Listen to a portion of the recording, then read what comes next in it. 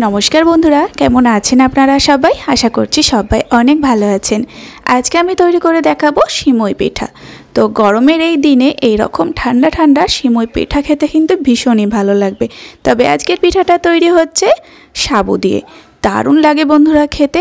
আপনারা একবার কিন্তু এই গরমের দিনে বানিয়ে দেখুন, ভীষণই সুস্বাদু তৈরি হয়।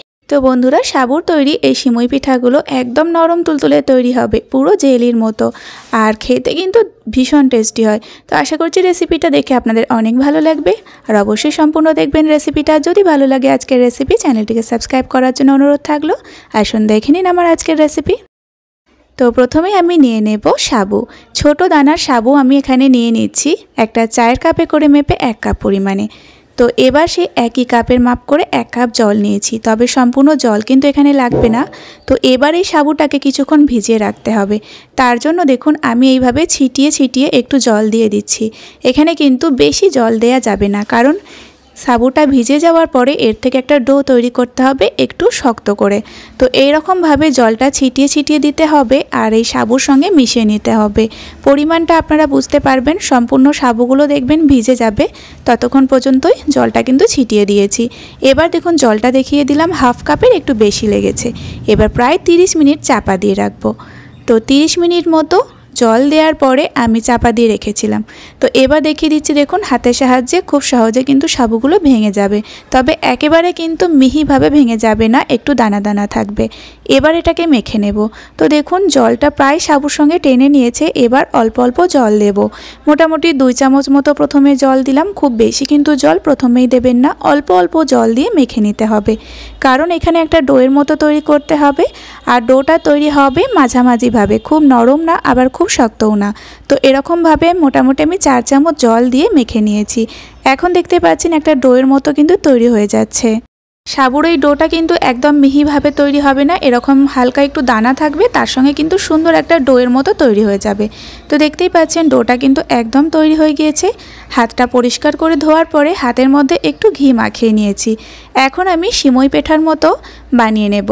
মানে অ্যাকচুয়ালি আমরা যেভাবে দুধ পিঠে তৈরি করি সেরকমভাবেই কিন্তু এই দুধ পুলির মতো করেই বানিয়ে নেব পিঠেগুলো। দেখুন একদমই সহজভাবে কিন্তু শেপগুলো দেয়া যাবে।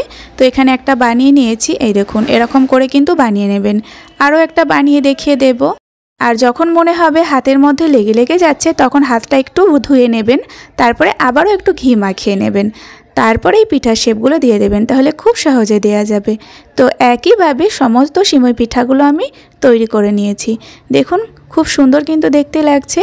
তো এখন এই সিমই পিঠাগুলোকে দুধের মধ্যে দিতে হবে, তার জন্য দুধের শিরা তৈরি করে নেব।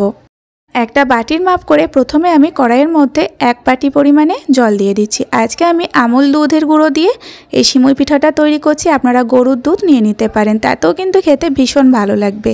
তো দেখুন 1 বাটি জলের মধ্যে আমি 1/2 বাটি পরিমাণে আমুল দুধের গুঁড়ো দিয়ে দিলাম। জলটা উষ্ণ কুসুম গরম ছিল, তাই কিন্তু খুব ভালোভাবে মিশে গেল। আমুল দুধ মেশানোর সময় কিন্তু সবসময় জলটা উষ্ণ গরম রাখতে হবে, তাহলেই দুধটা ভালোভাবে মিশে যাবে। তো ফ্লেভারের জন্য 2টো এলাচকে দিয়ে দিলাম, মুখটা ফাটিয়ে এলাচের, তারপরে কিন্তু আমি দিয়েছি। তো এবার গ্যাসের ফ্লেমটা আমি লো টু মিডিয়ামে রেখে দিয়েছি, আর দুধটা দেখুন টকবক করে এখন ফুটে উঠেছে। এবার এই দুধটাকে একটু ঘন করে নিতে হবে। যেহেতু আমুল দুধ দিয়ে আমি এই শিরাটা তৈরি করছি, তাতে সময়টা একদমই কম লাগবে। বেশ কিছুক্ষণের মধ্যেই কিন্তু দেখুন দুধটা খুব ভালোভাবে গাঢ় হয়ে গিয়েছে, মোটামুটি 2-3 মিনিট সময় লেগেছে। এবার আমি সিমই পিঠাগুলো দুধের মধ্যে দিয়ে দিলাম। পিঠেগুলো দেওয়ার সঙ্গে সঙ্গে গ্যাসের ফ্লেমটাকে লো করে দিতে হবে। এবার খুব ভালোভাবে দুধের সঙ্গে মিশিয়ে নিয়ে ফ্লেমটা একেবারে লোতে রেখে 5 মিনিট মতো ফুটিয়ে নিতে হবে। এই 5 মিনিটে এই সাবুগুলো খুব সুন্দরভাবে সেদ্ধ হয়ে যাবে, আর একদম জেলির মতো নরম তুলতুলে তৈরি হবে। তার বেশি কিন্তু আর ফোটাবেন না।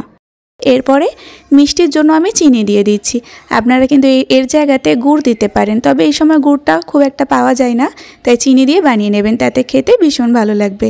তো সেই একই বাটির মাপ করে 1/2 বাটি পরিমাণে চিনি দিয়েছি। তো চিনিটা দেওয়ার পরে যতক্ষণ পর্যন্ত চিনিটা গলে যেতে সময় লেগেছে, ততক্ষণ একটু দুধের সঙ্গে ভালোভাবে ফুটিয়ে নিলাম। মোটামুটি 1 মিনিটেরও কম হবে। তো খুব বেশিক্ষণ কিন্তু ফোটানো যাবে না। দেখুন চিনিটাও ভালোভাবে মিশে গিয়েছে, আর কালারটাও একটু চেঞ্জ হয়ে গিয়েছে। এবার আমি গ্যাসের ফ্লেমটাকে অফ করে দিয়ে এভাবেই চাপা দিয়ে মোটামুটি 15-20 মিনিট মতো রেখে দেব। তো প্রায় 15-20 মিনিট মতো চাপা দিয়ে রেখেছিলাম। এখন আপনাদেরকে দেখিয়ে দিচ্ছি। তো দেখুন কতটা সুন্দরভাবে তৈরি হয়েছে।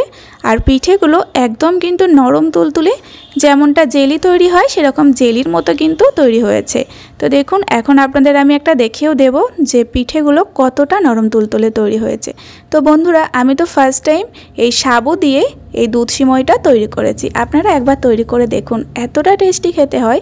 তো দেখুন কতটা নরম তুলতুলে। এবার আমি একটা প্লেটের মধ্যে ঢেলে নিচ্ছি। আপনারা কিন্তু অবশ্যই একবার হলেও এই সাবু দিয়ে এই দুধ সিমইটা বানিয়ে খাবেন।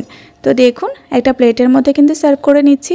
তো বন্ধুরা, এটাকে কিন্তু গরমের দিনে খেতে হলে একটু ঠান্ডা করে নিতে হবে। তো আমি প্লেটের মধ্যে রাখার পরে কিন্তু বেশ কিছুক্ষণ ফ্রিজের মধ্যে রেখে এটাকে ঠান্ডা করে নেব।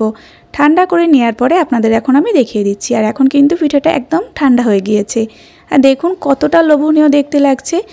একদম কিন্তু নরম তুলতুলে তৈরি হয়েছে। যেইভাবে আমি তৈরি করেছি আপনারা অবশ্যই বানিয়ে খাবেন, বাড়ির সকলে ভীষণ পছন্দ করবে। আর এই গরমের দিনে খেতে এতটা অপূর্বও লাগে। তো বন্ধুরা চলুন, রেসিপিটা আশা করছি আপনাদের দেখে অনেকটা ভালো লেগেছে। একদম নতুন একটা রেসিপি আপনাদের সঙ্গে শেয়ার করেছি। তো অবশ্যই বাড়িতে এইভাবে তৈরি করুন, বাড়ির সকলে খেয়ে কিন্তু ভীষণই নাম করবে। আর ভীষণ নতুনত্ব একটা রেসিপি বন্ধুরা।